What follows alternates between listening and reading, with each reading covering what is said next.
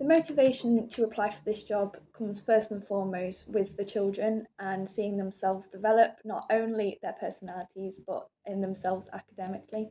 I like to see how they interact with the world around them as well as their peers in the classroom. I love when children are engaged and enthusiastic about learning. And as a teacher, it would be exciting not only for them but for me to see them develop in their skills. The motivation also stems from helping people, as I've always wanted to do this as a job. In my employment, I don't see the point of applying for something if I don't want to help not only myself, but the children and my colleagues. Talking of colleagues, I'd always want to be part of a team of teachers who are as passionate about teaching as I am, and I know within this role I will get that.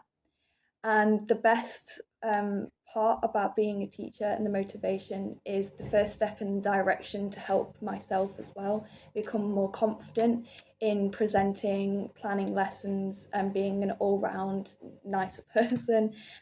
And I want to motivate and work on becoming the best person I can of myself and seeing that branch out to the students that I teach as well. As seen on my CV, I have a lot of things that align with this role academically and professionally. I currently volunteer at Knavesmire Primary School through York St John University with the Yale programme. I am helping a certain student whose first language isn't English be able to access the academic things that they need, which all children should be able to do. Along with this, I worked as a midday supervisor during my A levels, which helped me to adapt to a different work environment with children in mind.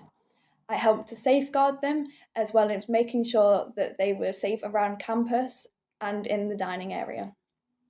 Throughout my English language and linguistics degree at York St John, I have gathered the skills needed to align with this role. This includes time management and multiple responsibilities with the different modules that I have. I am independent and can work by myself with the confidence to work on my own initiative. I have become a very respectful person when sitting in lectures with me and my friends, as well as those that I don't necessarily talk to, but know that they are studying as well. It's all about balancing work and education effectively, and I believe that I have done this. One of the main issues that I can see within this job is the motivation for the teachers and for the students. For the teachers, there are inside of work hours and outside of work hours, and it's finding that home work balance to keep us motivated to stay into this role. At home, we have to do lesson planning, whilst also keeping in mind our mental health, which may take a toll if we do not balance this correctly. When we get into school, we also have the motivation to keep the students inside of lessons as their attendance is of utmost importance.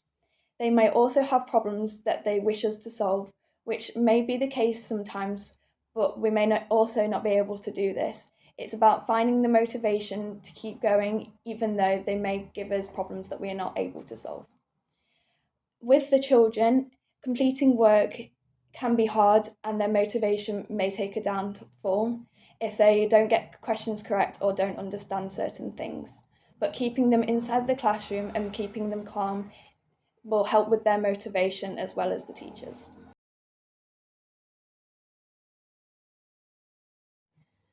One of the main times that I had to adapt to significant changes at work was in my third week of volunteer at Knavesmire Primary School earlier this year.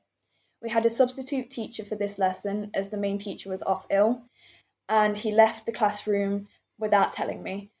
I had no idea what to do as I didn't know any of the students in the class and I was only volunteering. To stay calm was the best thing to do as it kept the students calm as well. I got them to sit down in their chairs and I put on an educational video which I knew aligned with their topic that term. It may not have been what the main teacher wanted me to do, but I knew it was best to keep them seated so that they didn't run around the classroom.